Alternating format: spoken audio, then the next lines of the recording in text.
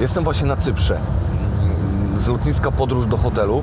To będzie bardzo krótka moja tutaj wycieczka, typowa pod klienta wycieczka, gdzie będziemy oglądali najpierw trochę większe nieruchomości, takie o kształtach zbliżonych do domu, które klient chce na cele całkowicie prywatne swoje nabyć. Natomiast okazało się, że zostanie troszkę budżetu i będziemy także oglądali nieruchomość taką typową dla zabawy, jak to klient nazwał, pod inwestycje.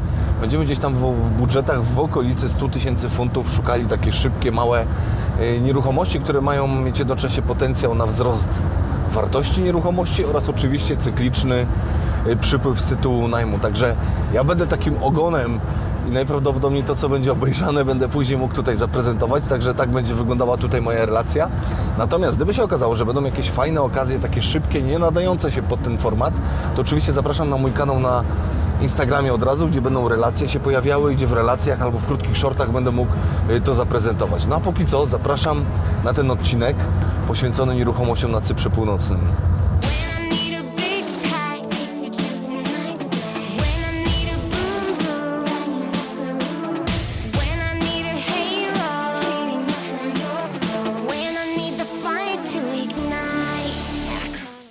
Jesteśmy w takim fajnym bungalow, wolno stojący domek, bardzo blisko morza, 3 sypialnie, salon.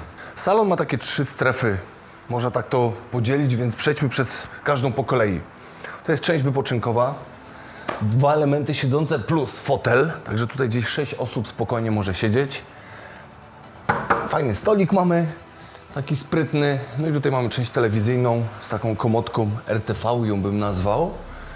Następnie przechodzimy do jadalni. Jadalnia aktualnie zaaranżowana na 4 osoby, choć spokojnie jak to odsuniemy, 6 osób będzie tutaj mogło prowadzić fajną konsumpcję. Mamy wyspę z pochłaniaczem i wyspę to jest kuchenką, także wyraźnie tutaj jest gotowanie. No i tutaj osoby, które lubią gotować fajnie, bo jest cały czas kontakt wzrokowy przy przygotowywaniu wieczornych, romantycznych kolacji. Także myślę, że to jest bardzo fajne miejsce, nie tylko dla romantyków. Spora wyspa, naprawdę spora wyspa, także możemy tutaj jeszcze ostatnie rzeczy przygotowywać przed wrzuceniem do garnków do patelni. I tutaj wszystko fajnie jest skomponowane. Dość duży blat z ciężkiego kamienia, fajny ten blat jest, naprawdę jasny, widny. Wszystko tutaj fajnie jest wpasowane. Troszkę mniej szafek jest kuchennych, ponieważ tutaj mamy duże okno, także ta część zazwyczaj w kuchniach jest przeznaczona na duże szafki, no a tutaj mamy inaczej to troszkę zagospodarowane, ale dzięki temu tutaj mamy sporo szuflad i półeczek w tej wyspie, także myślę, że tych szafek mimo wszystko jest akurat, bo jeszcze tutaj zostało to przedłużone, natomiast wzrokowo, wizualnie na pierwszy rzut oka może się wydawać, że ich jest może troszkę mniej. Mamy podwójną lodówkę dużą, mamy podwójną kuchenkę, tutaj podwójny piekarnik tutaj z mikrofalówką, także tyle jeśli chodzi o tę kuchnię. Fajnie, ona jest taka sporo zajmuje powierzchnię, ale jest dyskretna, jest tak fajnie chyba tym kamieniem wkomponowana tutaj w całość, więc to bardzo fajnie wygląda. Fajnie podwieszane tutaj są elementy sufitu, dzięki temu można też troszkę się pobawić wieczorem światłem i myślę, że to dość fajnie wygląda. Natomiast najfajniejszą częścią tego salonu, może nie tylko salonu, tylko całej nieruchomości jest to, gdzie pójdziemy teraz, więc chodźmy. Tutaj od razu wychodzimy na bardzo duży taras. Taras z basenem i to już naprawdę porządnym basenem, tak jak na przydomowe baseny. Niektóre resorty takich nie mają, natomiast tutaj mamy naprawdę spory ten basen i no tutaj już po prostu można pływać. To już nie jest tylko chlapanie, nie jest takie czyste kąpanie, tylko że po prostu możemy wskoczyć i porządnie tutaj popływać, nawet nawroty porobić. No i oczywiście co? Piękny ogród, tutaj wąska wewnętrzna uliczka osiedlowa, piękny ogród, no i panorama ogromna panorama, przeogromna panorama na Morze Śródziemne, także no naprawdę bardzo fajnie to wygląda. Natomiast jeszcze wracając tutaj do tej części zadaszonej tarasu, na Cyprze dość często występują w zabudowie takie aranżacje, czyli tutaj mamy grille, tutaj mamy kuchenki, tutaj mamy zlew, czyli możemy przygotowywać potrawy i tu się często to stosuje, żeby od razu przygotowywać na zewnątrz i konsumować sobie spokojnie na zewnątrz. Także bardzo, bardzo fajnie to jest przemyślane. Tutaj mamy podwójny wypoczynek. Tutaj mamy huśtawkę. Gdybym był lżejszy, mógłbym sobie spokojnie siąść i zrobić piękne zdjęcie na Instagrama. Normalnie podpisać, że Malediwy, bo pięknie to wygląda. Fajnie jest to tutaj wkomponowane. No i tutaj oczywiście też się można położyć. Jakby było cieplej, byśmy fajnie mogli tu rozłożyć pewne elementy do leżenia i byłoby bardzo fajnie. Ale chodźmy, wróćmy już teraz do nieruchomości, bo tutaj co prawda można siedzieć godzinami i wygląda to pięknie, natomiast no, jeszcze trzeba dokończyć prezentację tej nieruchomości, więc chodźmy do środka, zobaczmy jak tutaj wyglądają sypialnie. Chodźmy. Tutaj w ogóle fajnie to jest zaaranżowane. Tak, bo wchodzimy na tą część dzienną, tutaj gości można przyjąć, tutaj można w pierwszej kolejności sobie przysiąść, natomiast oddzielona jest ta część taka prywatna, nocna w sposób dość wyraźny. Więc tutaj mamy pierwszą sypialnię, aktualny aranż na 2 łóżka, taki nowoczesny, europejski trochę styl bym nazwał, także fajnie to wygląda, troszkę podobny do hiszpańskiego, no tak na Costa del Sol dość takie meble też występują, także fajne podwójne łóżko, wszędzie kamień tutaj jest na podłodze, przejrzyste, to wszystko jest przejrzyste, duża szafa na 2 skrzydła z górną zabudową, taką prawie pawlaczową można to powiedzieć. No i oczywiście klimatyzacja, bo tutaj widok widokiem, ale niektórym może być troszkę za gorąco, także fajnie, jeśli jest taka alternatywa.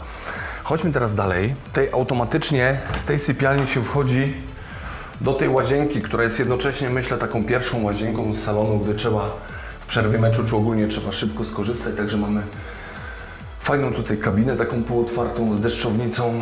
Tutaj kamienny jest, kamienna umywalka, fajna taka, no fajna, naprawdę tutaj nawiązuje do Cypru i toaleta, tutaj jest sporo kamienia, więc tutaj tym kamieniem nie oszczędza się tego kamienia, bo naprawdę jest sporo tutaj w tej części. Nie tylko Cypr, ale tutaj lokalny Iran także ma sporo kamienia, także to wszystko jest tutaj wymieniane.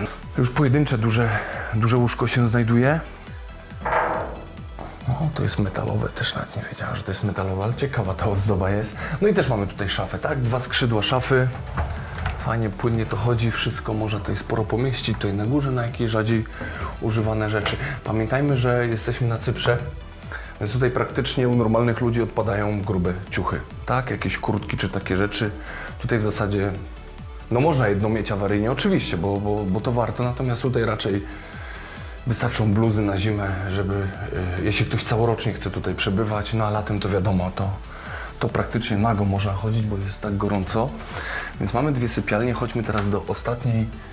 Ostatnia zazwyczaj jest najfajniejsza i to chyba w każdym kraju. Na każdym kontynencie z tego co pamiętam, ale okej. Mamy sypialnię, rzeczywiście jest największa, tak? Nawet ma takie tutaj prywatne wejście. Także odizolowana jest, dużo ma przestrzeni. No jest przestrzeń, naprawdę czuć przestrzeń. Fajne, nowoczesne barwy.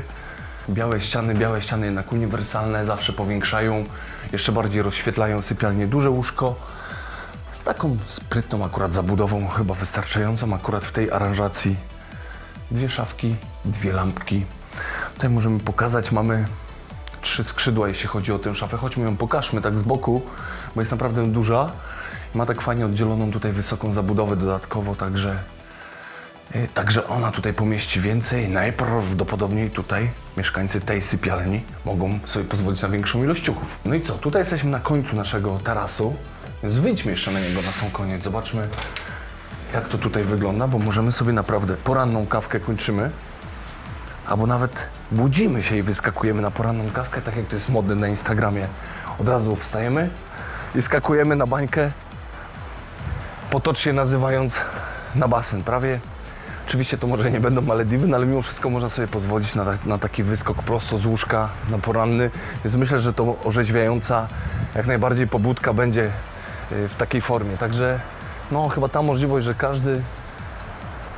każde pomieszczenie tutaj ma wyjście na ten taras, także każdy może tak się budzić, nie tylko ta sypialnia, każda sypialnia może się tak budzić i w każdej chwili można tutaj wyjść. Osoby, które palą papierosy, mogą komfortowo sobie w każdej chwili wyjść naprawdę i jeszcze być tutaj pod przykryciem. Jeszcze wyjdźmy tutaj na chwilę, bo tutaj dla ozdoby można fajnie pokazać, że na górze jest strzecha, tak, że to tak trochę nawiązuje może troszeczkę do innej kultury, natomiast to jest bardzo fajnie, spójność taką fajną robi, tak? Czyli w środku mamy, no co by nie mówić, nowoczesność, zarówno jeśli chodzi o architekturę, jak i styl budownictwa, ale dodatkowo mamy tu, tam troszkę takie starszy może klimat, także fajne to jest połączenie. Chodźmy teraz, zrobimy krótkie podsumowanie. Jesteśmy w północnej części Cypru, północnego, miejscowość SNTP. Także jeśli komuś się podoba, jeśli to będzie aktualne, to jak najbardziej zapraszam, a ja lecę dalej.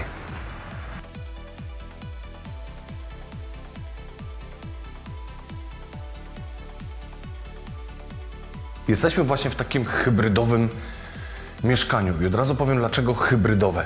Hybrydowe dlatego, że idealnie dosłownie nadaje się pod wynajem ze względu na rozkład, no a przede wszystkim na lokalizację oraz na widok, ale także nadaje się na całoroczny pobyt, po prostu taki docelowy pobyt. Także to jest jedno z takich mieszkań typowo hybrydowych, gdzie naprawdę możemy przeznaczenia tego mieszkania zmieniać w zależności od naszych upodobań, od naszych potrzeb, a dla niektórych od naszego widzimisię. Ale okej, wróćmy teraz do tego mieszkania.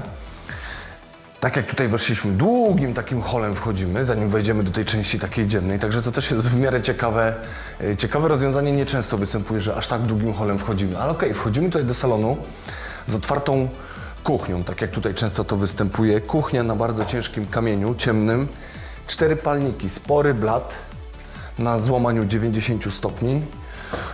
Jest zlew, jest zmywarka, sporo szafek jest naprawdę i na dole i na górze, dlatego od razu powiedziałem, że to jest także całoroczne może być mieszkanie, bo wiadomo, gdy docelowo mieszkamy tutaj, to więcej potrzebujemy urządzeń, sprzętów kuchennych, bo wiadomo, sobie możemy na więcej pozwolić, żeby nie było monotonii. Gdy przyjeżdżamy na tydzień, na 2 tygodnie wczasów, to 3/4 podejrzewam, że konsumpcji tak robimy na zewnątrz, a tutaj ewentualnie tylko odgrzewamy, więc nie mamy aż takich potrzeb mocno kuchennych. Mamy tutaj wyspę, także z szufladami, z szafkami, także mamy tutaj naprawdę tych szafek bardzo dużo. No ta wyspa jednocześnie tutaj służy za jadalnię, jeśli mamy potrzebę po prostu takiej typowej konsumpcji wspólnej, rodzinnej, także dobrze, że jest taka możliwość. No i to gdzieś zajmuje 1/3 salonu, tak na moje oko, ta cała kuchenna zabawa. Tutaj jeszcze mamy mikrofalówkę oraz piekarnik, no i oczywiście duża lodówka. Szeroka jest ta lodówka. No i tu przechodzimy już, nazwijmy to, do takiego docelowego salonu. No i tutaj wszystko już jest jasne, co miał autor na myśli, tak? Czyli siadamy na mistrzowskim fotelu. Zobaczymy, czy wygodny, bo wygląda groźnie. No wygodny, są te zagłówki naprawdę wygodne. No i teraz mam tak kozacki widok, że to jest naprawdę coś przesadzonego. No mam takie góry i tu przynajmniej widzę, że 3 pasma tych wzgórz są na żywo. Kamera tego nie zobaczy, bo nie ma takiej ostrości, podejrzewam, przy tych chmurach. Natomiast no, góry są nieziemskie, no i oczywiście morze dla tych, którzy lubią morze, tak? Także tak pół żartem, pół serio można powiedzieć, że widzimy tu prawdziwe morskie oko. Tutaj mamy drugi fotel. Z tego fotela z kolei widać troszeczkę telewizora dużego. No i piękne morze i tu widzę, że są jeszcze 4 palmy nad tym morzem. No ale morze widać fajnie po horyzont. Jednak jesteśmy wysoko, więc widok no, obłędny. No i oczywiście mamy klasyczny wypoczynek, który w każdym salonie jest, w różnych formach, 3-osobowy na wprost telewizora.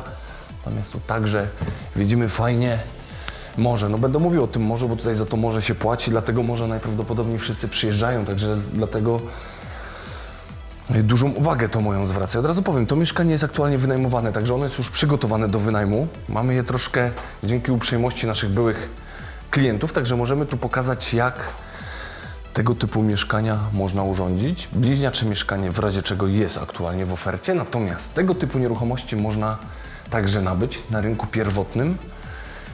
I po to pokazuje, jeśli ktoś by chciał na wynajem inwestycyjnie nabyć nieruchomość, żeby zobaczył, jak sobie mniej więcej urządzić, jakie są na początku 2024 roku, jak konkurencja urządziła. O, może coś w tym stylu, tak? Chodźmy do pierwszej sypialni. Widok na wschód. Tutaj mamy fajne takie, no pustkowia trochę, stepy bym to nazwał, ale one fajne są, takie leniwe. Tutaj widzę jakiś lokalny rolnik daleko coś uprawia, także cisza, spokój. No, cisza, spokój. Jak skoro są tereny rolnicze, to myślę, że w najbliższym sąsiedztwie nie będzie raczej zabudowy, ale w dalszej raczej myślę, że tu będzie cywilizacja, nie da się ukryć. Natomiast dobrze, jeśli tej cywilizacji troszkę będzie, troszkę więcej. Najprawdopodobniej może to będzie nowo powstałe miasto. Podwójne łóżko z takim dyskretnym w miarę zagłówkiem, ale stabilnym, silnym. Mamy klimatyzację i mamy tutaj szafę 4-drzwiową. I rzeczywiście taka szafa wystarczy tutaj na cele turystyczne, ale myślę i także w wypadku całorocznym, myślę, że dla 2 osób, choć być może tutaj będzie 1 osoba spała całorocznie, taka szafa no wystarczy. Już nie będę podkreślał po raz kolejny, że tutaj na Cyprze to wystarczy, gdzie nie potrzeba grubych ciuchów, ale myślę, że także u nas w Europie by to też wystarczyło. Tutaj mamy kolejną sypialnię. Tutaj od razu można znowu zobaczyć, jaki jest widok. Widok mamy na całe morze. Tam chyba nawet kawałek Turcji widzę. Tak mi się wydaje, że z tej wysokości widać tam te góry Taurus.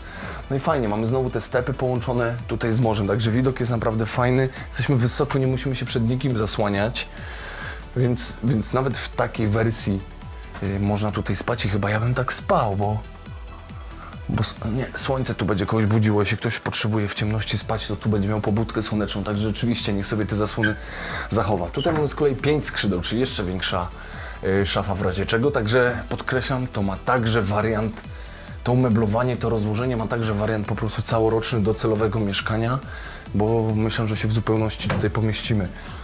Ta sypialnia ma także swoją łazienkę.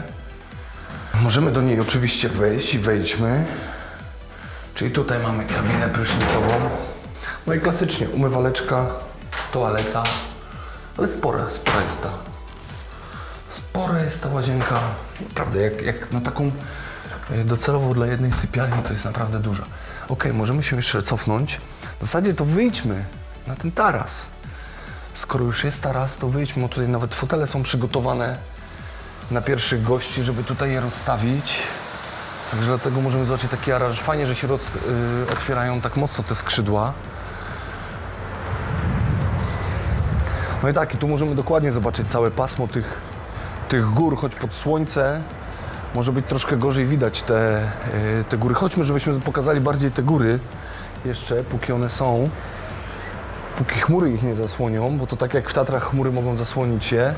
Przed nami niska zabudowa, także nam nie groźna wcale. My im w zasadzie też nie jesteśmy groźni, bo nie zasłaniamy, nikt nikomu nie zasłania, także symbioza jest duża. Rzeczywiście mamy stolik na 4 osoby, tu 4 osoby na komforcie, bez żadnego przyciskania będą mogły się poruszać. Tutaj nawet możemy leżaki rozłożyć. Jak tutaj będziemy mieli na fullu słońce, to myślę, że te leżaki, jesteśmy tak wysoko, zresztą tak fajnie zlokalizowani, że możemy opalać się tak, jak tylko byśmy chcieli. Także możemy tutaj po hiszpańsku mieć tak zwane solarium. No i okej, możemy wrócić do środka. Jest styczeń, jest naprawdę ciepło, to jest najfajniejsze. Także w ogóle tutaj wariant to jest taki, żeby pół roku wynajmować, a drugie pół roku być. Gdy u nas jest naprawdę szaro, gdy jest ponuro, to my tutaj powinniśmy wtedy sobie przyjechać, gdy nie lubimy dużych upałów. W styczniu 20 stopni, także tutaj w listopadzie i w marcu to już w ogóle chyba jest petarda. Chodźmy jeszcze, zobaczymy pierwszą łazienkę, którą ominęliśmy na samym końcu. Ona jest, a powinna być może na początku. Tutaj jeszcze na samym początku też mamy szafę, taką przedpokojową po polsku to nazwijmy. Także jest szafa, z której możemy także w razie użytkowania całorocznego skorzystać. O, na wysokości, że się widzę, to jest w końcu ok. Jest tutaj toaleta i tutaj, gdy przejdziemy, to jest kabina prysznicowa, fajnie zabudowana tutaj we wnęce, także nie wystająca, a taka kabina prysznicowa. Więc zróbmy takie krótkie podsumowanie przy tym otwartym oknie. W zasadzie tarasie fajnie to wygląda, naprawdę. Kurde, ja bym ten fotel sobie tam przystawił, bym siedział i pił chyba turecką herbatę i się cały czas delektował o każdej porze. Mieszkanie 2 sypialnie, to jest stosunkowo nowe budownictwo, ono ma 1,5 roku, natomiast są bliźniaczo do nabycia w stanie deweloperskim, kilka dosłownie mieszkań zostało tego typu. Termin oddania będzie za rok, mniej więcej, za niecały rok od publikacji tego filmu. Także jeśli kogoś coś takiego interesuje, to naprawdę polecam. Ta nieruchomość, bliźniacza nieruchomość, jest na sprzedaż za 250 000 funtów, gdyby ktoś był zainteresowany, natomiast na rynku pierwotnym od dewelopera z opcją, że dopiero to będziemy mieli za rok, można nabyć coś mniej więcej podobnego za 190 000 funtów, tak? Także jeśli ktoś musi sobie przekalkulować, co się bardziej opłaca, co jest komu bardziej potrzebne, ale to też pokazuje, ile można zarobić, jeśli kupimy wcześniej sobie dziurę w ziemi.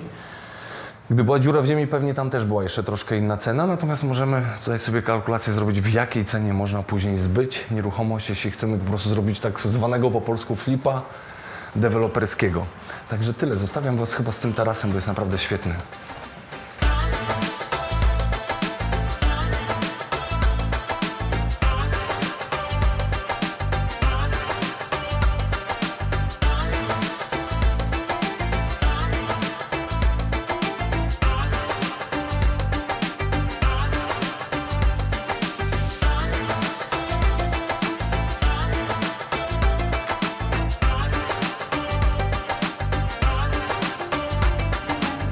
Jesteśmy w bungalow. Takie fajne połączenie tutaj jest, bo od razu pokażę, że jest kamień naturalny.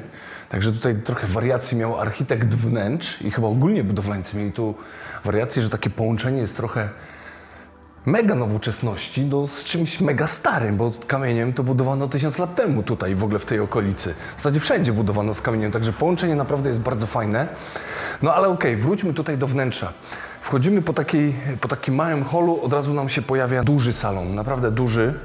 Zaczniemy od niego, z dużym narożnym wypoczynkiem. 2 stoły mamy tutaj, takie nazwijmy to kawowe, chociaż one są troszkę większe. Tutaj nawet można i zupę zjeść, i naleśnika, jeśli ktoś lubi. Z fajnym takim fotelem, troszkę nowoczesnym, choć nie takim kwadratowym w kształcie. Kolejna ściana z kamieniem, przy której jest po prostu szafka telewizyjna z dużym telewizorem, szafka RTV ją nazwijmy, też taka może w Polsce nieczęsto występują tego typu szafki, natomiast ona tutaj jest jak najbardziej spójna. No i przechodzimy od razu do jadalni. Zaaranżowana na 6 osób i na tyle mniej więcej będzie wystarczająca. Fajny blat z kamienia, z ciemnego kamienia, z palnikiem na 4 urządzenia. To jest miejsce na zmywarkę, nie ma aktualnie tutaj zmywarki, natomiast jest miejsce na zmywarkę. Sporo szafek kuchennych, wszystko to w miarę tak jest, myślę, że kompaktowo tutaj wkomponowane, także fajnie wygląda. Duża lodówka, duża szeroka lodówka z zamrażarką, także tutaj w tej części zamrażarka jest dość istotna. I znowu moja ulubiona ściana, fajny ten kamień jest, naprawdę. Chodźmy, zobaczymy jak wygląda pierwsza sypialnia. Podwójne łóżko, duża sypialnia, bardzo duża zabudowana. Tutaj jest szafa, od razu ją możemy pokazać, ale ona jest fajnie zabudowana. W ogóle się nie rzuca w oczy, natomiast mamy tu sporo skrzydeł. Także możemy tutaj sporo rzeczy pochować w tej szafie. I tak chyba powinno być w tego typu sypialniach. Chodźmy tutaj do łazienki. Mała, sprytna łazienka, ale też bardzo ciekawa. Bo kabina prysznicowa jest tutaj tak fajnie skomponowana z tym kamieniem, który widzieliśmy z tamtej strony. Także możemy się naprawdę w fajnej atmosferze tutaj prysznic brać. Naprawdę, tak jest troszkę niecodziennie. Tutaj mamy też duże okno. Nieczęsto w łazienkach mamy okna. Nawet można otwierać, jeśli będzie za bardzo po tym prysznicu naparowane i też widzimy ten kamień. Także naprawdę kamienna łazienka. Naprawdę nie występuje to aż tak często i zwróciło to moją uwagę. Chodźmy dalej teraz, tak? Jesteśmy cały czas na tym przejściu już takim troszkę prywatnym. Tutaj mamy kolejną łazienkę. Ona jest taka, nazwijmy ją ogólna. Też tutaj z małym oknem. Tutaj mamy też 2 szafki tak fajnie zabudowane. I też prysznic jest w kamieniu, w połączeniu trochę z kafelkami. Także też ten prysznic jest świetnie tu wkomponowany. Nawet bateria i sterowanie baterii z tego kamienia wychodzi. Także tutaj naprawdę inżynieria troszkę musiała... No troszkę to pracy było. To nie było takie proste zamontowanie. Bardzo duże lustro, umywalka, jak w każdej praktycznie łazience. Kolejna, druga z kolei sypialnia. I ta sypialnia też z podwójnym łóżkiem jest. Tutaj też mamy miejsce na telewizor, na taki kącik, nazwijmy RTV. Tu też laptopa można postawić. 2 szafki, 2 lampki. Tutaj jest wnęka. Gdyby ktoś potrzebował dodatkowej szafy, to tutaj można też tę szafę zamontować. I tutaj jest jedno czary-mary. Od razu pokażę. Od razu jesteśmy w Zakopanem. Tak, budzimy się i od razu mamy góry jak w Dolinie Kościeliskiej prawie. Tam też taki szpikulec trochę jest. Można sobie wyobrazić, że to jest Giewont, gdyby ktoś potrzebował. Także tutaj jest super. Jesteśmy nad samym morzem, ale ci, którzy lubią góry, powinni w tej sypialni wylosować, że będą mogli spać. No i kolejna sypialnia. Tym razem zaaranżowana na 2 łóżka. 2 szafki. Dużo przestrzeni, jasne kolory, także tę przestrzeń naprawdę bardzo fajnie tutaj prezentują. Łóżka jak łóżka. Tutaj z kolei mamy taki mini ogródek jeszcze z kamieniem. No, on jest niestety nie zaaranżowany jeszcze, po prostu rośnie tu trawa. Odpowiednik może polskiej trawy, bo pewnie botanicy powiedzą, że to nie jest trawa. Natomiast no, przy tej pogodzie i przy tej aurze, jaka tutaj jest, to na jakie rośliny sobie nie pozwolimy. One naprawdę bardzo szybko wyrosną. I też możemy tutaj pokazać, mamy też dużą szafę. Ona jest tak fajnie tu wkomponowana, że w ogóle się nie rzuca. Wszystko tu jest tak na biało, czyli na nowoczesny design pokazane, no ale eleganckie te szafki są tutaj. Dużo pomieszczą, także można jak najbardziej się w nich tutaj rozgościć. Chodźmy dalej, bo to jeszcze nie jest koniec tej nieruchomości. Mimo że część zabudowaną mamy omówioną, to teraz wyjdźmy na taras, bo tutaj mamy też taras, jak to w bungalow bywa, który jest dość istotny. I tutaj jesteśmy w drugiej linii brzegowej, trzeba to otwarcie powiedzieć. Tutaj jest miejsce na basen, gdyby ktoś chciał. Nie ma takiego obowiązku, można mieć ogródek, natomiast można też mieć tutaj basen. Pokażmy, tak jak sąsiad sobie basen zrobił, tak, że tutaj można mieć dobrowolność do własnej aranżacji. Natomiast tutaj wiele jest prześwitów, gdzie naprawdę widać dużo tego morza. Ale chodźmy jeszcze właśnie kawałek, żebyśmy zobaczyli to połączenie, które chyba jest najfajniejszą rzeczą w tej części Cypru i w ogóle części Cypru Północnego nawet. Że tutaj mamy naprawdę pasmo gór i to są alpejskie, to jest praktycznie już pofałdowanie, także szybkie, agresywne pójście w górę, no dzięki temu widoki są niezłe. Mamy księżyc cały. Gdyby był taki turecki, to by bardziej było może nawiązanie, no ale zbliżamy się do pełni. Także mamy tutaj sporo widoku na morze. I chodźmy teraz, bo tutaj mamy jeszcze fajną rzecz, że mamy magiczne schody do nieba. Było trochę piosenek o schodach do nieba, także możemy tymi schodami fajnie pójść. I tutaj mamy tej powierzchni naprawdę już sporo do zagospodarowania. Tutaj już jest podłączenie hydrauliczne pod prysznic, czyli możemy sobie tutaj jakieś jacuzzi zamontować. Możemy też zamontować, bo jest nośność. Byśmy chcieli coś w stylu basenu zrobić. Tutaj mamy także no już część kuchenną zorganizowaną. Czyli tak jak tutaj w tej części Cypru jest, że ludzie lubią na zewnątrz przygotowywać potrawy, to w ogóle jedzenie jest istotne. Można sobie grilla elektrycznego, czy nawet już klasycznego zamontować. Rożna różne. Przygotowujemy potrawy. Ogromny stół na 30 osób. Tutaj prawie okrągły stół by wszedł z Magdalenki. Możemy wszyscy siedzieć i spokojnie to konsumować. No i ci, co siedzą tutaj, wylosują to miejsce, mają piękny widok na morze. I naprawdę tego morza tutaj widać z 90 stopni, ze 100 stopni na oczach widać tego morza. Ci z kolei, co tutaj wylosują to miejsce, gdzie teraz jest kamera, no też będą mieli morze. Tu pewnie coś będzie zaraz zabudowane, gdzie niegdzie to morze będzie schowane. Natomiast ci, którzy tutaj będą siedzieli, no to już będą mieli panoramę w górach, na góry. I wszyscy, którzy są z Polski i się troszkę interesują nieruchomościami, to mają świadomość, że gdybyśmy chcieli mieć taką panoramę otwartą na Tatry, nawet na Karkonosze, to byśmy naprawdę krocie musieli zapłacić za taką otwartą panoramę. Mamy świadomość, gdybyśmy gdzieś chcieli w Zakopcu, w Olczy, czy nawet w Gliczarowie nabyć działkę, ja już nie mówię o Kościelisku, żeby była taka panorama niezasłonięta, to byśmy naprawdę krocie zapłacili, a tutaj póki co te ceny są naprawdę w stosunku do Polski dość niskie, także mamy niesamowity tutaj taras na dachu i możemy zagospodarować go naprawdę świetnie, także tego typu nieruchomości jak najbardziej polecam, bo ich już niedługo nie będzie i to nie dlatego, że jest jakaś nadzwyczajna popularność, bo o tym może każdy mówić, tylko że po prostu fajnych działek zawsze będzie brakowało w miejscach, które są popularne. Także jeśli komuś się coś takiego podoba, to jak najbardziej zapraszam, a ja lecę dalej. Teraz zaprezentuję fajne mieszkanie dla inwestora, bo w zeszłym roku miałem bardzo dużo zapytań o takie mieszkanie inwestycyjne, które można wynajmować, na którym się dużo potencjalnie zarobi, jeśli chodzi o wynajem przy jakimś tam niskim nakładzie. Dość tania nieruchomość z jedną sypialnią, więc okej, wchodzimy tutaj do salonu. Aha, i to jest standard deweloperski, taki typowy standard deweloperski, także w takim standardzie dostaniemy nieruchomość, więc to też od razu zaprezentuję, jak to wygląda. Tutaj jedynie co mamy aktualnie zagospodarowane to część kuchenną, czyli to jest świetne, że takie coś jest, bo z kuchnią byłoby najwięcej pracy. Fajnie wkomponowana, dość sprytna, nowoczesny w miarę design. Myślę, że idealny pod wynajem, a nawet pod własny wypoczynek wakacyjny. Miejsce na zmywarkę, miejsce na kuchenkę z piekarnikiem, miejsce na dużą lodówkę. Także wszystko tu jest dobrze zagospodarowane. Tutaj miejsce jest na wentylację pod przyłącza. I teraz tak, tutaj mamy ścianę pod telewizor, pod RTV, to nazwijmy elegancko, można taką szafkę telewizyjną tutaj zamontować i wszystko na tej ścianie myślę, że będzie ok. Tutaj na tej ścianie zakładam, że chyba sobie postawimy fajny wypoczynek 3-osobowy. Chyba bez narożnika tutaj bym stawiał, choć narożnik też można postawić. Ale wyjdźmy od razu. Teraz jesteśmy o zachodzie słońca. Ogromny basen z ogromnym placem. Ja podejrzewam, że tutaj rano to jakąś jogę o wschodzie słońca. Aż się prosi, żeby ćwiczyć. Jeśli ktoś w tę stronę duchowości i w ogóle w tę stronę rekreacji ma ochotę iść, no to aż się prosi. Fajny mamy basen tutaj płaski. Tutaj mamy baseny dziecięce. Tutaj mamy bar z fajną taką strzechą. Bardziej tutaj jakaś trzcina jest, myślę, że trochę z innego kontynentu może to się kojarzyć, natomiast bardzo fajnie to jest skomponowane.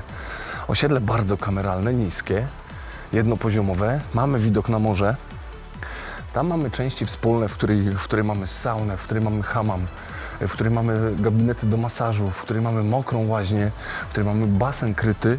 Także tutaj naprawdę praktycznie cała rekreacja, całe części wspólne są świetnie wkomponowane. Za plecami mamy potworną, dosłownie potworną panoramę na góry. Coś niesamowitego. Bardzo fajne góry o fałdowaniu praktycznie alpejskim, czyli tym bardziej groźnym, nie leniwym, bardziej w stylu Tatr. Ale okej, wracamy do nieruchomości. Tu będzie znowu pogłos. Takim fajnym, długim holem tutaj idziemy. Tutaj możemy zobaczyć, w jakim standardzie łazienkę otrzymujemy. No tutaj trzeba by szybę po prostu sobie, podejrzewam, połówkę taką fajną, dyskretną zamontować i mamy od razu fajnie, że schowane jest wszystko, tak?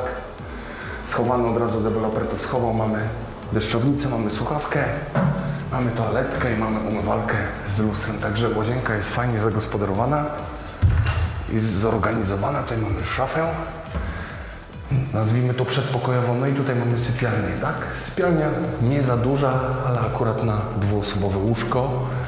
Od razu mamy zabudowaną, fajnie wkomponowaną tutaj szafę dużą.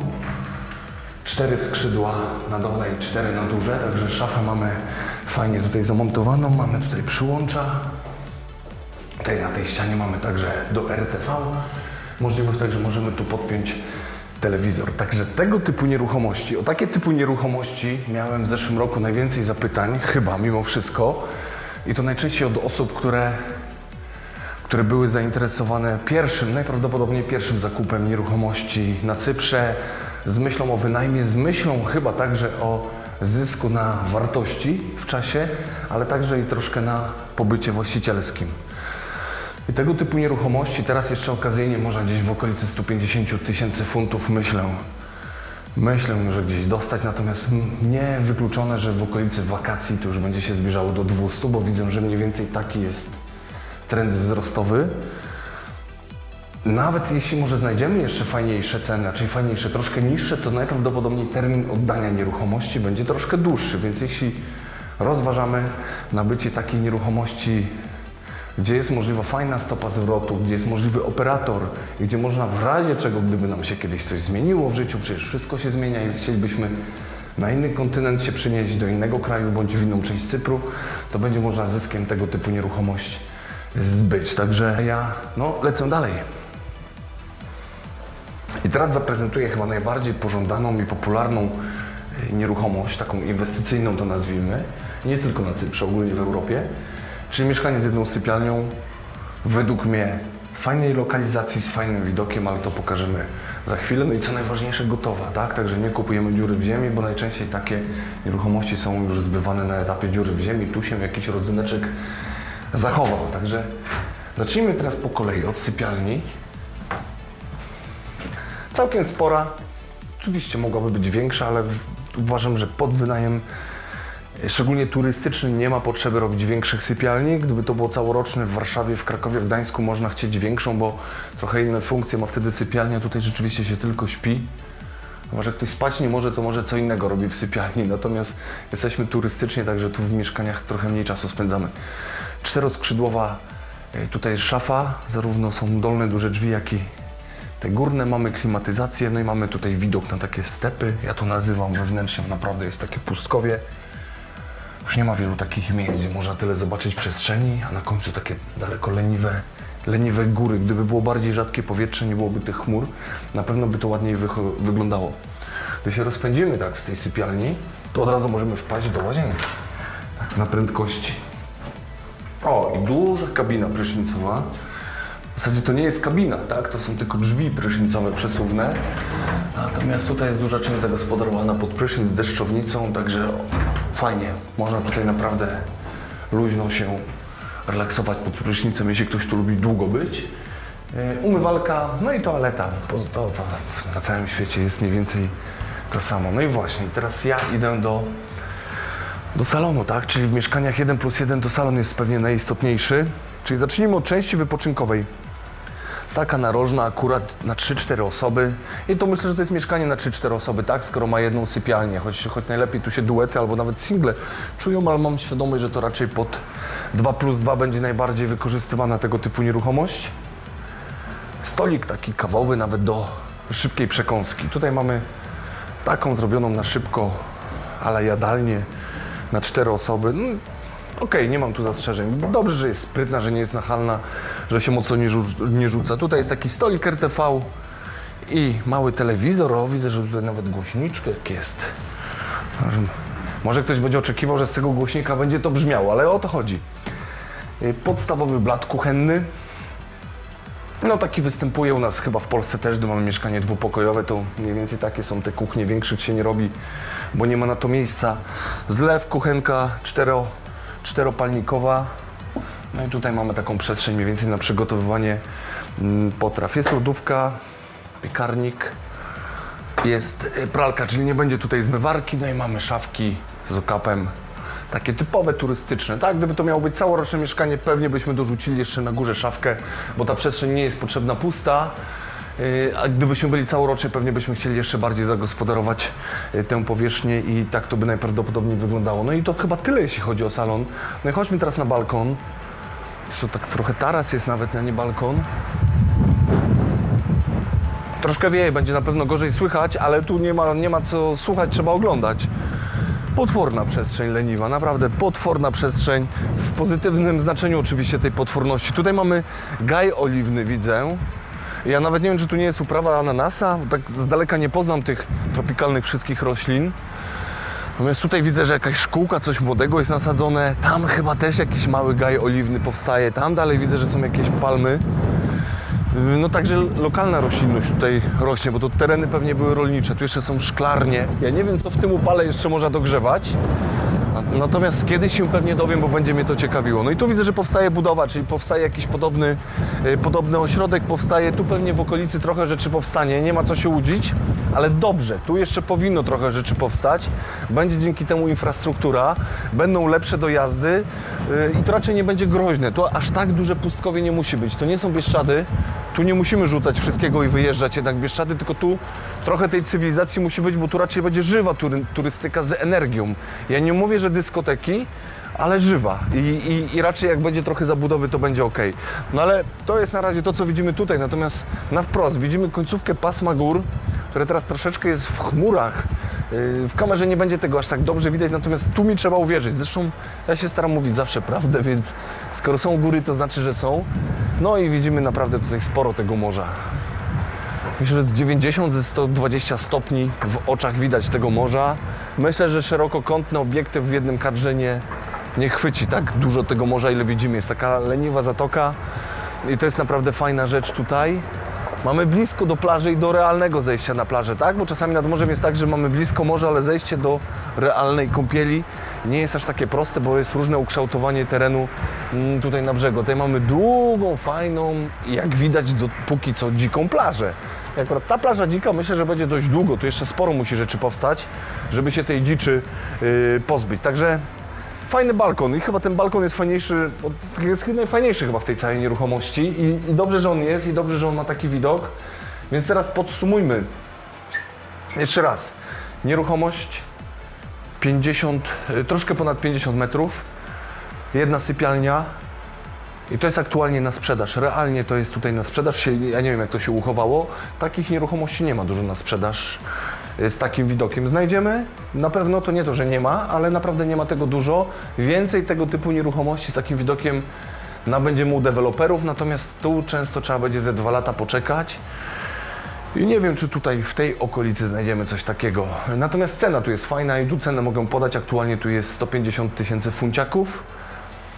Podejrzewam, że w cenie nie będzie tych mebli, natomiast myślę, że te meble nie mają nadzwyczajnej wartości, więc albo mogę pomóc, jak ktoś będzie zainteresowany w ramach tutaj ewentualnie jakiegoś upustu zachować te meble, natomiast myślę, że można te meble spokojnie tutaj zamienić.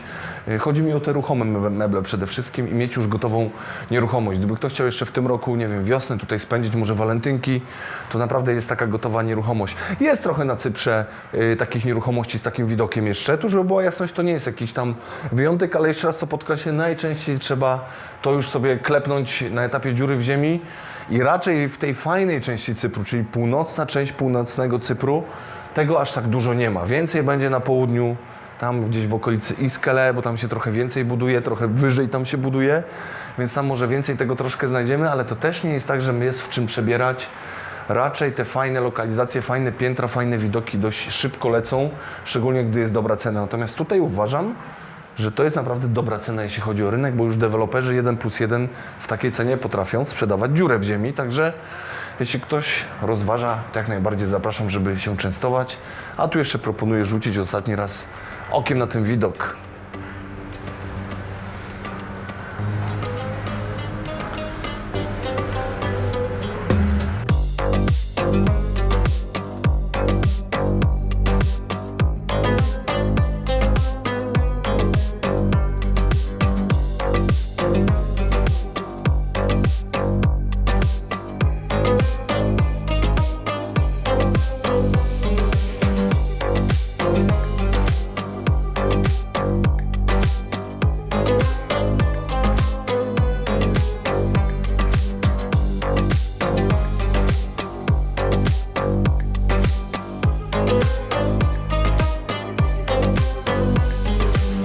I teraz zaprezentuję jedną z mniejszych nieruchomości, a zatem jedną z tańszych nieruchomości, jakie są tutaj na Cyprze Północnym do nabycia. Z tych nowych nieruchomości to nazwijmy, ponieważ po poprzednim filmie zeszłego sezonu miałem sporo zapytań, żeby zaprezentować nie tylko te wille i duże apartamenty, ale także coś bardziej dostępnego dla tych początkujących inwestorów, czy nawet dla osób, które chcą na własny użytek sobie nabyć nieruchomość, ale nie chcą od razu z większym kapitałem wchodzić. Nieruchomość o powierzchni 37 metrów.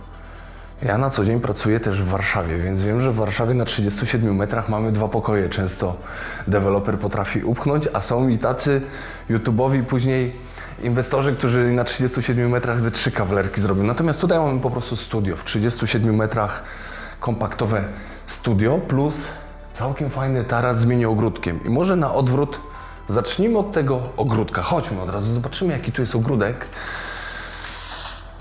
Żeby nie było tak monotonnie, a ten ogródek akurat i ten taras mnie się bardzo podoba. Naprawdę duży taras.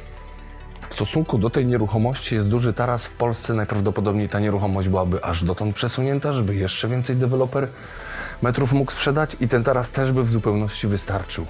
Natomiast tutaj mamy bardzo dużą część tarasu, część jeszcze zadaszoną. Także fajnie to jest kompaktowo zrobione, spokojnie. Myślę, że tutaj na luzie stół 6-osobowy może być i to tak całkiem na luzie. Już nie mówiąc o 2-osobowym. Jeśli sobie 2-osobowy stolik zamontujemy, tutaj będziemy mieli 2 leżaki na opalanie stosunkowo dyskretne. Przy 6-osobowym stoliku zapraszamy tych sąsiadów. Oni przychodzą z piwkiem, z FS-em pewnie tutaj lokalnym. Ci sąsiedzi przychodzą raki, może przywiozą turecką. My w takim razie przygotujemy jedzenie i mamy naprawdę świetny piknik z sąsiadami. Ja siedząc tutaj będę miał niesamowity widok na góry. Możemy zobaczyć te góry. Naprawdę fajne fałdowanie alpejskie. Trochę między polskimi Karkonoszami a Pieninami, ponieważ są zalesione. To jeszcze nie jest ta wysokość, żeby już roślinność nie występowała, ale naprawdę są dość szpiczaste i dla oczu to jest niesamowity widok. Na żywo jest dość duża panorama tych gór. Jednocześnie te osoby, które tu staną, będą siedziały, gdzie stoi kamera, no mają prześwity i mają gdzieniegdzie widok na morze. Także wbrew pozorom tanim kosztem można jeszcze tutaj nabyć nieruchomość, no, która ma naprawdę walory widokowe i to nie boję się tego nazwać. No, w Polsce to niemożliwe, żebyśmy mieli oczywiście góry i morze, ale gdybyśmy chcieli mieć albo taki widok na góry, albo taki widok na morze, to byśmy musieli naprawdę krocie często płacić za taki metraż.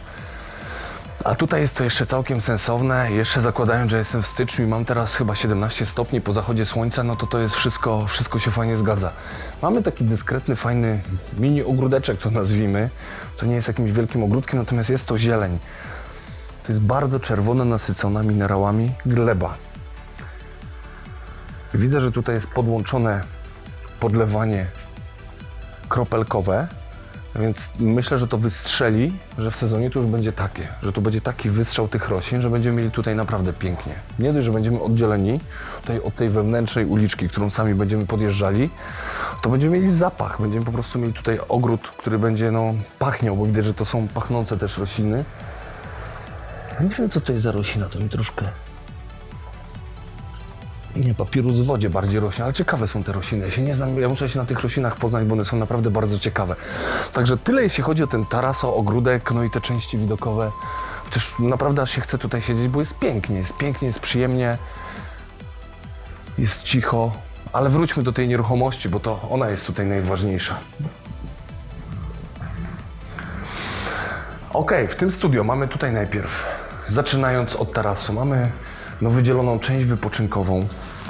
Czyli mamy tutaj 2-3-osobowy wypoczynek, który ze względu na to, że jesteśmy w tak zwanej kawalerce, jest rozkładany, żeby służył za łóżko i bardzo dobrze chyba, że taka forma została tu zrobiona, a nie jest na stałe łóżko, bo po co tyle powierzchni zabierać. Nie wiem, czy jest potrzeba aż na 2 stoliki. Można by chyba jeden sprezentować sąsiadom za coś i chyba by tutaj jeden wystarczył. Nie wiem, czy ten, ale według mnie jeden by wystarczył i byłoby też w zupełności tak, jak powinno być. To jest spora szafka, tutaj jest ta RTV, natomiast ona jest w takim miejscu, że ona tu nawet pasuje jako ozdoba. Spory telewizor, że można tutaj także się delektować telewizją, jeśli ktoś już nie będzie mógł patrzeć na te góry. Fajny fotelik, w którym można patrzeć na żonę, która czyta akurat książkę. Także fajnie to po skosie jest tutaj rozstawione. No i mamy kuchnię, tak? Przychodzimy tutaj do kuchni. Fajnie w każdym miejscu, gdzie się tylko da, są szafeczki, bo rzeczywiście musimy kompaktowo korzystać tutaj z każdego centymetra. I to jest akurat fajne, że tak zostało przemyślane. Mini jadalnia na 2, pewnie tutaj 3. dostawka może być i 3 osoby tutaj spokojnie mogą jeść jadanie, lunch. Choć myślę, że przez większość por roku tam się będzie jadło. Jestem wręcz przekonany, że tak będzie, ale rzeczywiście w środku nocy, jeśli ktoś będzie głodomorem, może tutaj spokojnie zjeść. 4-palnikowa kuchnia, piekarnik, także możemy tutaj sporo potraw przygotować w różnych wariantach. Spory blat, jak na tak małe mieszkanie, naprawdę spory blat, także będzie można tutaj w wielu sekcjach spokojnie tutaj przygotowywać potrawy. Myślę, że wystarczająca powierzchnia. Tutaj miejsce na toster, na ekspres, jeśli ktoś by chciał. Także sporo mamy szafek. Tak, szafki są tutaj, także jest tego całkiem sporo. No tutaj jest akurat zamontowana pralka, czyli nie mamy zmywarki, coś za coś.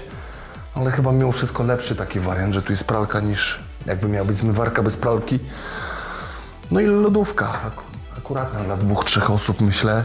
Także to jest, myślę, że przemyślane i zagospodarowane tak, jak powinno być. No i zobaczmy, jak wygląda łazienka, tak? W tego typu nieruchomościach, bo wiem, że często deweloperzy w Polsce, jestem przyzwyczajony, że tak muszą ciąć metry, żeby jak najwięcej było dla tych celów życiowych i w łazienkach jest najmniej. Tutaj mamy naprawdę spory prysznic, no. Ja jako chłop się tutaj mieszczę. Jest deszczownica, także w komforcie mogę wyszorować plecy i wyszorować brzuch, nawet mogę w komforcie, jest tyle miejsca. Umywalka, lustro, niestety trochę za niskie dla mnie, ale nie wszyscy muszą być w moim wzroście i mamy tutaj toaletę. Także tak wygląda tego typu nieruchomość. No, gdy oglądam tutaj na co dzień większe nieruchomości, to rzeczywiście ta nieruchomość wydaje się mała, tak? Ale gdy wrócę do Warszawy i zobaczę, w jakich realiach na co dzień potrafimy żyć w tego typu nieruchomościach, no wiele osób chciałoby w takich nieruchomościach, w takiej powierzchni żyć na co dzień. Mam tego świadomość. Także to nie jest coś złego i można jak najbardziej się tutaj do czegoś takiego przyzwyczaić. Dla początkującego inwestora, dla osoby, która chce się spróbować, bo ja wiem, że to jest nagle na drugim końcu, to już nawet nie jest Europa, ale nazwijmy to na drugim końcu Europy, bo jesteśmy w basenie Morza Śródziemnego, chcę spróbować. Myślę, że na próbę tego typu nieruchomości są. Tylko uwaga, nie tylko my tak myślimy, nie tylko ja teraz do kamery takie rzeczy mówię. Szwedzi mówią to samo, Niemcy mówią to samo, inne kraje mówią to samo i też jest sporo początkujących inwestorów czy początkujących nabywców nieruchomości w innym kraju niż na co dzień mieszkali, którzy chcą na początku troszkę mniejszym, bardziej dostępnym kapitałem zainwestować.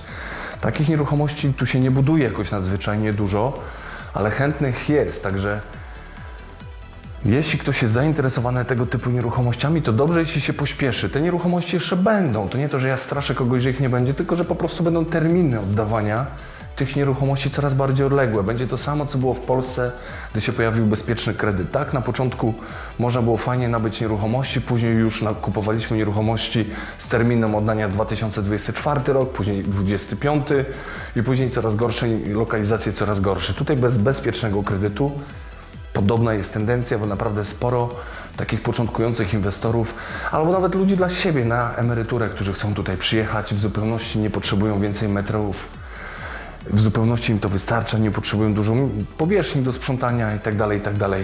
będą nabywali tego typu nieruchomości, więc ich po prostu będzie coraz mniej. Natomiast jeśli podchodzimy do tego inwestycyjnie, myślę, że tego typu nieruchomość na ten moment przynajmniej o 20% z roku na rok wzrasta. Czyli pomimo stosunkowo niskiego wkładu, bo tego typu nieruchomości można gdzieniegdzie za 100 tysięcy nabyć funtów. Tylko to też zależy, czy mamy taki widok, czy mamy troszkę gorszy widok, czy już mamy nieruchomość gotową, czy nieruchomość jest jeszcze w trakcie budowy, także tutaj dokładnie z cenami nie ma co mówić, bo te ceny też się zmieniają i raczej cały czas rosną. Około 100 przyjmijmy, że można poszukać po prostu studia i myślę, że z roku na rok przynajmniej o 20% one wzrastają. Myślę, że więcej nie będą wzrastały studia, więcej będą wzrastały te duże powierzchnie z fajnym widokiem w dobrych lokalizacjach, ale 20% uważam wzrostu z roku na rok jest całkiem niezłe. Jeśli chodzi o zarobki z wynajmu przy tego typu nieruchomości, myślę, że tak plus minus o bezpiecznych procentach, jeśli mówimy, to około 6% możemy liczyć, że będzie przychód z tytułu wynajmu, jeśli my oczywiście nie będziemy tego najbardziej hot okresu wykorzystywali dla siebie, tak? Bo to wtedy trzeba jednak podjąć taką decyzję, czy my korzystamy, czy typowo ma to być zarobkowo, ale jeśli weźmiemy, że my sobie pobyt bierzemy w martwym sezonie, tak jak teraz, no w bluzie co prawda jestem, no ale wieczorem życzyłbym w Polsce, żeby zawsze można było w styczniu być w bluzie, no to jeśli w takim sezonie my sobie tu przyjedziemy się trochę poopalać, trochę słońca nabrać, a w tym takim hot terminie będziemy wynajmować, typowo na zysk to będzie nastawione, to myślę, że o 6% możemy myśleć, czyli jeśli na rok to kupimy, że przez rok powynajmujemy, przez 2 lata powynajmujemy, to nam wzrośnie po 20% rocznie, to niewykluczone, że naprawdę w ciągu 2 lat, i to mówię realnie, to nie są jakieś kosmiczne, z czapy wzięte informacje, być może 50% przez 2 lata tego typu nieruchomość zarobi. Natomiast pamiętajmy, to jest zawsze mówienie o przyszłości, zawsze to jest poparte jakimś tam doświadczeniem, jakimiś prognozami, jakimś przeczuciem, ale wszystko może się zawsze zmienić. Natomiast na razie nie ma żadnych ekonomicznych sygnałów, które mogłyby powodować, że ten wzrost zostanie zahamowany. Już nie mówię o spadkach, które są na ten moment raczej nierealne, ale żeby wzrost był zahamowany, nie ma żadnych sygnałów. Na podstawie tego, co ja widzę w styczniu, co się dzieje u deweloperów, no to myślę, że tutaj cały czas popularność jest naprawdę duża. Także polecam, jak najbardziej początkujący polecam tego typu nieruchomości też. Zapraszam.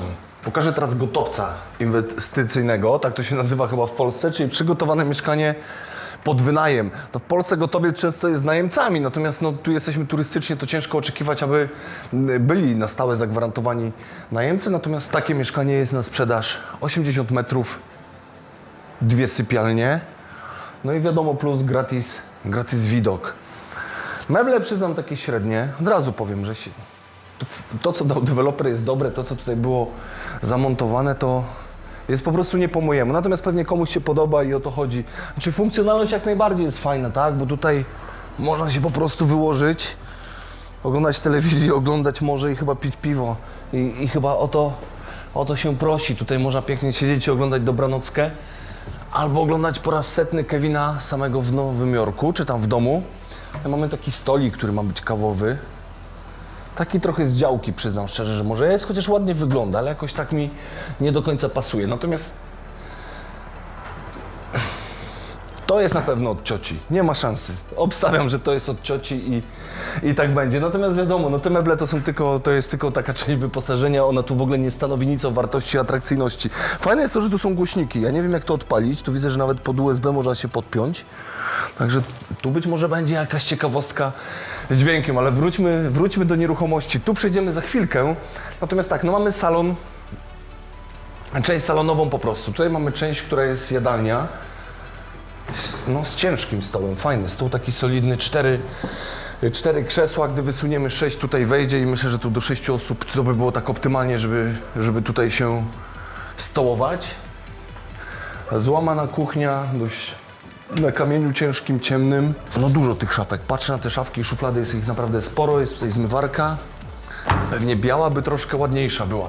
Mamy tutaj szafki górne. W sumie tu też mogłyby wejść. Ale może tyle wystarczy. Czyli to jest bardziej takie widzę, że pod turystów, nie pod całoroczne mieszkanie, tylko typowo pod turystów, gdzie tych szafek aż tak dużo nie trzeba. Widocznie może koszty były liczone. Mamy piekarnik. chyba nawet nieużywany. Tak, i mamy wszędzie tutaj szafki. No i mniej więcej tak to wygląda. Przestrzeń jest naprawdę duża w tym salonie, naprawdę jest spora. Dobra, przejdźmy od razu chyba do gwiazdy wieczoru, gwiazdy dnia, gwiazdy tego wszystkiego. Duży, naprawdę duży jest ten balkon. No, słońce jeszcze jest wysoko w miarę. No i widok jest niezły, naprawdę te góry, oj, tam niektóre są groźne. Tak, tutaj powstaje nowa inwestycja. Już większość niestety nieruchomości jest sprzedana, także tutaj będzie no takie osiedle typowe, które się pewnie niebawem przemieni w jakiś większy wspólny resort, a docelowo po prostu w miejscowość turystyczną. I wiadomo, jak to z takimi projektami jest, ci co są na początku, no najkorzystniej to kupują, bo oni by mieli jakieś tam ryzyko, bo zawsze jakaś tam niepewność, obawa. Natomiast gdy coś już się przyjmie i jest fajne, to wtedy to nieźle dowozi. I to jest najfajniejsze w ogóle na całym Cyprze Północnym, ale tej północnej części, że powstają właśnie znikąd te osiedla, te inwestycje, te później mini miejscowości. I co jest z tym fajnego? Niby nic, natomiast nie ma tam starej zabudowy, tak? Takiej, którą mamy w Chorwacji. Ona niby jest urocza, ale najbardziej urocza jest dronem. Lecimy, widzimy czerwone dachy. Natomiast gdy idziemy dołem, ten kamień, on nie zawsze jest spójny z nowoczesną architekturą i to samo potrafi być w Hiszpanii, już nie mówiąc we Włoszech czy w Grecji. Natomiast tu po prostu tego nie ma i mam świadomość, że takie osiedla, no one przez 20 lat przynajmniej będą ładne. One dopiero po 20 latach pewnie się będą starzały, gdy się znowu jakiś nowy trend w architekturze pojawi. Natomiast to jest fajne po prostu, to jest fajne, że otoczenie jest tutaj cały czas nowoczesne. No widok naprawdę ogromny, tutaj mamy taką zatokę, ale po horyzont ją po prostu widać. Ogromnie ją widać po horyzont, natomiast tu jest jeszcze jedna ciekawostka. Tutaj mamy plażę i to fajną plażę z dojściem do wody, z piaskiem. Natomiast nie ma tu zaludnienia, więc ta plaża będzie naprawdę stosunkowo pusta przez dłuższy czas i to jest fajne. W basenie Morza Śródziemnego nie ma takich plaż już za wiele. No i tam oczywiście mamy pasmo gór. Mnie te góry chyba coraz bardziej kręcą w stosunku do tego morza. Wróćmy do mieszkania, bo się tutaj zaraz zauroczę za bardzo tym widokiem. Dwie sypialnie mamy. Przejdźmy do pierwszej sypialni. Mimo że ta pierwsza może być drugą, ale niech będzie nazwana pierwszą. Podwójne łóżko, lampki fajne do czytania, doczepione, wszystko tutaj jest ok. Tutaj mamy widok na góry, tak, czyli tutaj pasjonat górskich filmów jak najbardziej, bez zasłaniania, bo tu nikt nas nie zobaczy, może się budzić albo zasypiać z widokiem na góry. W sumie tam jak gwiazdy będą, tu nie ma miejscowości, więc tu myślę, że gwiazdy wyglądają obłędnie, bo nic nie świeci. Więc panoramę możemy mieć niezłą. Chodźmy teraz do drugiej sypialni. Ja tutaj ją też już od razu odsłoniłem, żeby od razu pokazać widok. No bo tutaj widok też jest naprawdę fajny. No jest fajny. Tutaj pasmo aż... Tutaj na 180 stopni jest pasmo górskie. Z kolei tutaj na 180 stopni mamy morze. Także to jest naprawdę połączenie niesamowite. Na żywo to najlepiej będzie wyglądało. Też łóżko dwuosobowe, są dwie takie pufoszafki nocne, fajnie wszystko w kolorze jest tutaj do tego wykończenia. No i jest szafa przesuwna na dwa skrzydła, na górze cztery skrzydła górnej szafki. Mamy klimatyzację. To nie jest wykończenie, od razu powiem, to nie jest według mnie wykończenie, jeśli chodzi o meble tak turbo na bogato. Można było to zrobić lepiej. Tutaj chodźmy jeszcze, zobaczmy od razu łazienkę. No tak, też łazienkę można było zrobić jeszcze troszkę lepiej. Natomiast jest to funkcjonalne. Prysznic otwierany na dwa skrzydła, toaleta i umywalka. Można było to zrobić myślę, ja bym to przynajmniej, gdybym miał możliwość, zrobiłbym to na trochę lepiej, to wcale nie nakładem wyższym. Także tu chyba tylko rzecz gustu aktualnego właściciela zdecydowało, że jest takie wnętrze, a nie inne. Natomiast tutaj tylko decyzje chyba podczas zakupowe powinny być inne i myślę, że to by było troszkę bardziej spójne, trochę bardziej nowoczesne. Natomiast mieszkanie, te rzeczy, które są nieruchome w tej nieruchomości, tak? Albo te, które zagwarantował deweloper, naprawdę są fajne. Tu są bardzo duże kamienie, bardzo duże płyty są na podłodze. Widzę, że one się raczej szybko nie będą starzały. Fajnie, że mają fakturę, więc się nie będą brudziły. Czyli dla osób, które nie lubią śmigać z mopem, idealna rzecz. Prawda, jesteśmy wysoko, już tego kurzu może aż tak dużo nie będzie stosunkowo w porównaniu do tych niższych trochę pięter. Także potencjał mieszkania naprawdę jest, myślę, że ogromny.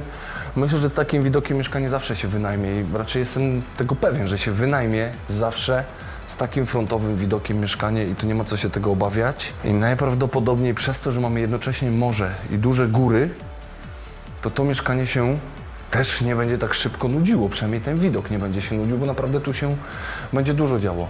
Tutaj przy wejściu jeszcze mamy łazienkę, też ją zobaczmy, ona jest taka wyjściowa, no taka obsługuje ten salon po prostu, jeśli ktoś nie chce tam iść, bardziej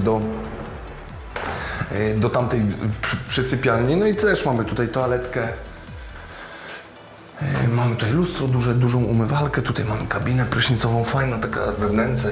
Lubię takie, te są we wnęce zrobione, można elegancko myć plecy, sobie wyszorować i się wszystko tutaj może zgadzać. Także zróbmy jeszcze ostatnie podsumowanie tej nieruchomości. A to nie jest żaden showroom, to nie jest nic tam fejkowego, to jest aktualna oferta na sprzedaż. Nie widziałem jej w internecie, możliwe, że to jest off-market. 80 m², 2 sypialnie. Aktualnie właściciel za to chce 250 000 funtów, więc jeśli ktoś chce po prostu na gotowo wjechać za tydzień pić drinka już sobie tutaj na tym balkonie, to jak najbardziej to jest aktualne, nie trzeba czekać, są dokumenty, jest wszystko, także dla porównania po prostu tego typu nieruchomość chciałem pokazać. No widoki naprawdę są obłędne, także pozostawiam z tym widokiem.